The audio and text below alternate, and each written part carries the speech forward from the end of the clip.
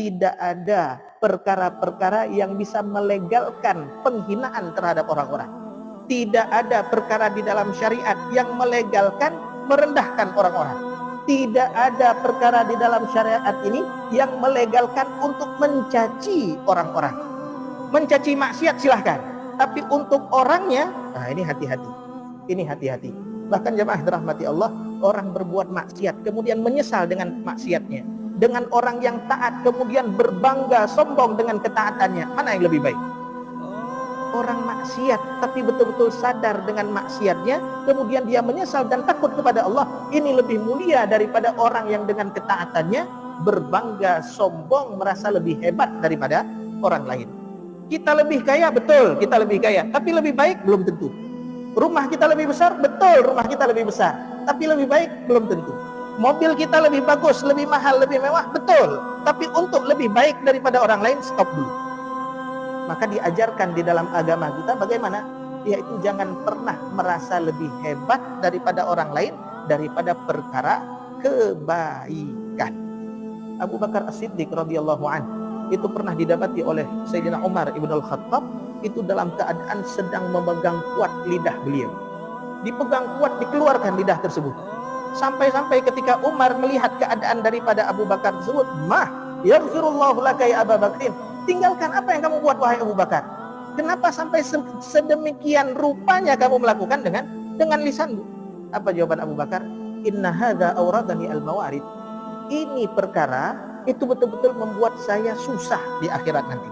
Ini perkara yang betul-betul membuat saya sangat khawatir nanti ketika dikembalikan kepada Allah Subhanahu wa taala.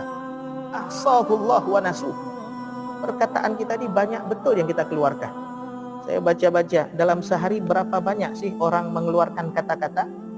Dalam sehari itu sekitar dari 7.000 sampai 20.000 kata-kata. Orang laki-laki itu lebih sedikit daripada orang perempuan. Saya ceklah, satu lembar HVS A4 itu berapa kata-kata yang diperlukan? Rupanya sekitar 200 kata, satu lembar. Berarti dalam sehari kalau kita berkata-kata 8.000 kata-kata, maka ada 40 halaman keluar, hampir satu skripsi. Satu hari. Itu laki-laki. Kalau perempuan sampai 20.000 kata, 80 lembar sehari. Sehari jemaah dirahmati Allah. Coba kita hidup 60 tahun. Berapa hari 60 tahun? Berapa lembar yang keluar daripada kata-kata kita tersebut? Di sini saja saya khawatir. Ini mic 3 biji, 4 biji, mata lagi banyak. Didokumentasikan.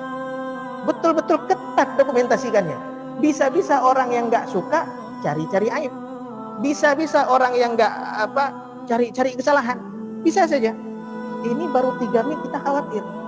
Bagaimana dengan CCTV Allah yang dokumentasinya itu betul-betul sempurna. Ma yalfidhu min qaulin illa ladaihi raqibun atid. Tidak ada satupun lafaz yang keluar daripada lisan kita. Kecuali ada 2 malaikat yang bersegera mendokumentasikan kalimat-kalimat tersebut. Ahsahullah wa nasuh. Allah hitung kalimat tersebut. Allah catat kalimat tersebut. Didokumentasikan kalimat tersebut. Sedangkan kita udah lupa. Kalau ditanya selama hidup siapa saja yang sudah kamu hina? Selama hidup siapa saja yang sudah kamu caci?